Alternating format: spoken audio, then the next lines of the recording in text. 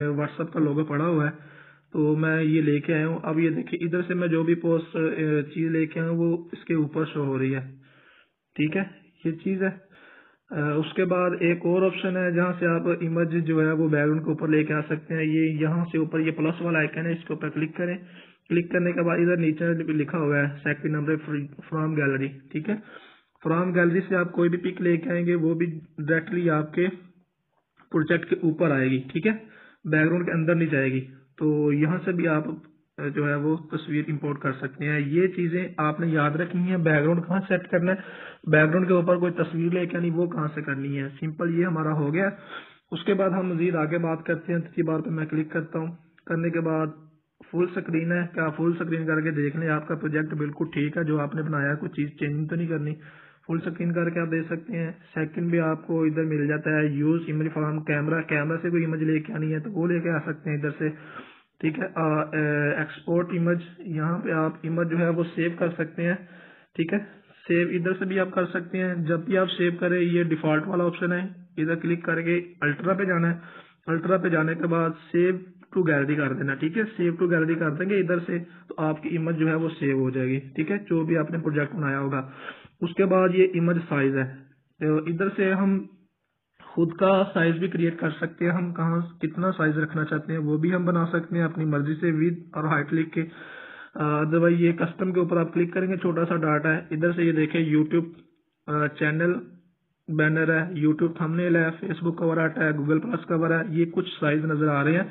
आप इनको भी सिंपली सिलेक्ट करके चूज कर सकते हैं। ये मेरे ऑलरेडी पहले मौजूद था तो मैंने इसी को चूज किया, तो यही मेरे पास आ गया, ठीक है। मजीद इसके अंदर ये नीचे ट्यूटोरियल्स हैं, रिमूव एड्स हैं, या इसकी मजीद अबाउट वगैरह है, वो आप देखना चाहें तो सिंपली आप देख सकते हैं, ठीक है। उसके बाद ये वाला ऑप्शन है, यहाँ पे इन्होंने पिक्सल लैब के हवाले से क्वेश्चन वगैरह या मालूमात दी हुई है, वो आप देख सकते हैं। उसके बाद ये तीसरा ऑप्शन है ये वाला, इसके ऊपर क्लिक करके आप अपनी इमेज को है वो शेयर कर सकते हैं और सेव कर सकते हैं अपनी गैलरी के अंदर। तो सेव करने के लिए मैंने सिंपली आपको बताया, अल्ट्रा पे जाएं। अल्ट्रा पे जाने के बाद सेव टू गैलरी करेंगे तो सिंपली आपकी जो पोस्ट है वो शेयर हो जाएगी। एक ये है, और ये वाला जो ऑप्शन है, ये वाला ऑप्शन है, इधर दो ऑप्शन हमें नजर आते हैं, save as project, save as image. Save as project का मतलब ये है कि कोई भी प्रोजेक्ट आप सेव करते हैं ना, वो सेव होके इस जगह पे आपको शो होगा, ठीक है। तो मतलब कि वो आपने बनाई है, बाद में उसमें कुछ चेंजिंग वगैरह करना चाहिए, सिंपली आप कर सकते हैं। तो सेव करने के लिए सिंपली आपने सेव एज प्रोजेक्ट के ऊपर क्लिक करना है। यहाँ पे आपने कोई भी नाम लिखना है जिस नाम का लोगो है, ठीक है। मैं इधर बीजी लिख लेता हूँ, ठीक है, बीजी में लिख लिया हूँ। तो लिखने के बाद इसे मैंने ओके कर दिया। अब ये मेरा जो है वो बैकग्राउंड जो प्रोजेक्ट है वो सेव हो गया। मैं इधर आपको खोल के दिखा देता हूँ, ये देखें बीजी वाला आ गया, ठीक है। तो ये पहले मेरे ऑलरेडी कुछ मौजूद थे, वो भी इधर ही मैंने सेव किए हुए हैं, ठीक है। प्रोजेक्ट सेव करने के लिए आप इसके अंदर लेके आएंगे, दोबारा इसको यूज करने के लिए इसके ऊपर सिंपली क्लिक करेंगे, ओके करेंगे, वही प्रोजेक्ट आपके सामने ओपन हो जाएगा। उसके बाद ये नीचे सेव एज इमेज, ठीक है। प्रोजेक्ट सेव करने के बाद सेव एज इमेज के ऊपर क्लिक करें, अल्ट्रा पे क्लिक करें। अल्ट्रा पे क्लिक करने के बाद सेव टू गैलरी करेंगे तो ये आपकी जो इमेज है वो सेव हो जाएगी गैलरी के अंदर, ठीक है। वो गैलरी के अंदर अब चली गई आपकी जो है वो इमेज है।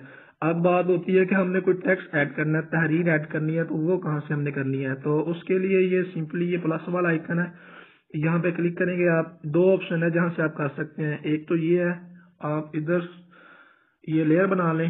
लेयर बनाने के बाद सिंपली आप इसको करें, दो बार क्लिक करने के बाद न्यू टेक्स्ट को हम डेल कर देते हैं। कोई भी टेक्स्ट लिखें, उसके आखिर और शुरू में आपने स्पेस दे देनी है, ठीक है। अब मैं इधर एक शेयर लिखा हुआ है, मैं पेस्ट कर लेता हूँ, ठीक है। तो ये मैंने पेस्ट कर लिया है।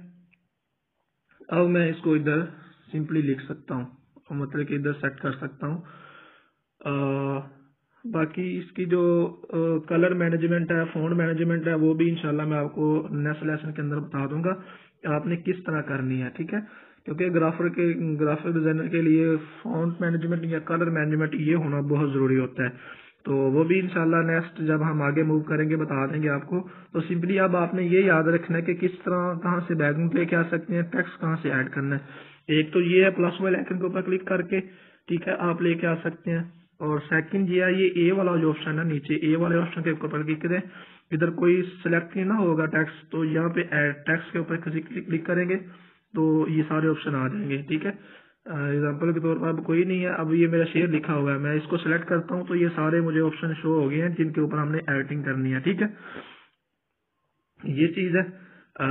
अगर कोई भी सिलेक्शन नहीं मैंने की हुई, कोई भी टेक्स्ट सेलेक्ट नहीं किया, तो फिर मेरे सामने ये इंटरफेस शो होगा। ठीक है, इसको मैं क्लिक करूंगा, न्यू टेक्स्ट कोई लेयर आ जाएगी, इसको मैं डबल क्लिक करूंगा, इधर मैं कोई भी नाम लिख लूंगा अपना, मैं लिख लेता हूँ मुस्तफाई।